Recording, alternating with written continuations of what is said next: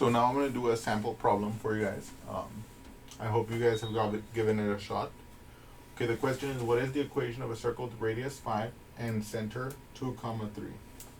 So the first thing we're going to do is we're going to recall the equation of a circle with center HK and radius R. Ta-da! The equation of a circle with center HK and radius R is x minus h squared plus y minus k squared equals r squared. So if we're looking at this, we know that our h is equal to 2 because that's the x coordinate of the center. We know that our k is 3 because that's our y coordinate of our center. And we know that our radius is 5. So we can literally just plug into our formula. The equation of the circle with center 2, 3, and radius 5 is going to be x minus 2 squared plus y minus 3 squared equals to 5 squared, which is 25. Okay? So that's my equation. But also we can kind of like get a feel for how this circle is going to look, okay? So for example, I can draw an xy plane here, okay? 1, 2, 3, 4, 5, 6, 7. Okay, that's going to be 7. It's going to be 2. Negative 1, 2.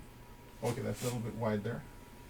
Negative 1, negative 2. Let's say this is negative 3, negative 4, negative 5. And then let's say 1, 2, 3, 4, 5, 6, 7, 8. Okay, I should have been more careful about that. Now, why did I say I should have been more careful about that? Because if I'm looking at this, my center, I'm going to go 5 to the right along the x, 5 to the left along the x. So 5 to the right along the x is 2 plus 5, which will be 7. 5 to the left is going to be negative 3. And by the way, that's why I went up to 7 over there. Then 3 in the y means I'm going to go up 5, so that'll be 8. And then 3 down, which means I'm going to go like negative 2, right? So let's do that together. So 2, 1, 2, 3. So right there, that's my center. Let's call it C, just for to be consistent with our previous notation. But there's no reason why we have to call it C. To quote Shakespeare, a rose by other name would smell as sweet. Anyway, that's just a joke, of course. But anyway, then we can go up 5. So 1, 2, 3, 4, 5. Right? We can go down 5. 1, 2, 3, 4, 5. Let's say right here, right?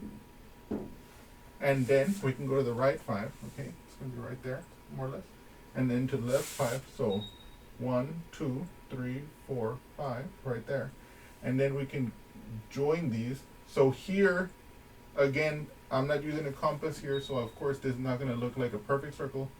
But by trying to make by using my coordinate axis and by trying to like draw those 4 points where I'm going 5 away, then I can get a better hand sketch of a circle.